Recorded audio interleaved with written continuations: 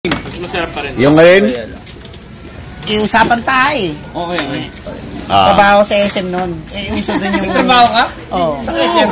Sukat. Dalawa kami. Sukat. Okay. SM Sukat. O, tapos? Iuso doon yung paggutom kay maghahanap ka ng ano, yung mga return. Doon mo titirahin sa mismong store. Punta napunta sa akin yung parang Chucky yata na chocolate yun. Okay. Yung malaki. Hindi Chucky. Yung dairy yun eh. Basta mamahalin yung chocolate. Ang laki. Dairy product. Ang laki. So, ang ginawa mo? Ininom ko ngayon. Okay. Hindi pa pwedeng hindi mo ubusin yun. Hindi. Kasi paano mo madidispose? Kakalat.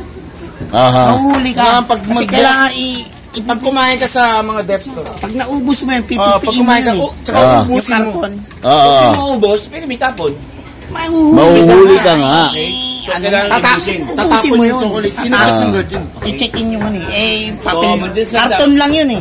May mga pag ano na... Yung dairy product nga, oo. Oo, yung gano'n. Yung mga press milk. Inuubos ko ngayon. Pinipili ko na. Na-dispose ko di. Safe. Safe. Ito na, pauwi na ako. Closing ako eh. Ang uwian nun alas 11 ng gabi. Doon pa lang, natatain na ako. Nakasakay na ako ng jeep. Papuntang, nauwi pa ako sa San Valley. Eto na. Kumukulo na yung tiyan mo. Kumukulo na yung tiyan ko. Chocolate yung inubos kong dami. Gabi. Malamig ang hangin. Pag-uwis na ka naman malamig. Ay, sobra. Sabi ko sa iyo, yung control ko nun eh, hindi ko maisipan kung paano. Nakagalan na yung mga pawang sa... Karating mo ng ano, San Valley yung jeep. Baba ko. Nagbaba ko ngayon gano'n. Tsaka bumuhos. Tubig. Bugret. Bugret. Ito, pantalon ako nun.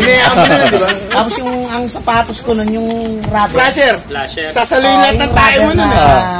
Black. Parang bowl yun eh. Kabilaan. Pag hindi ka na sakay tricycle. Yun na nga. Hindi na. Pumasok sa sapatos ko ngayon. Ang layo pa ng lalakarin ko, hindi sakpa ako eh. Lahat magta-tricycle ka. Oo, magta-tricycle dapat ako eh. Paano baho mo? Puta, lakad ako. Simula kanto ng Sambaling ng isa. Ang tunog ng sapatos. Parang nabaho. Sabi ko, puta, pagdating ko ngayon doon sa bahay, sakto nandun yung biyanan ko pa sa baba. Ang inasabi ko.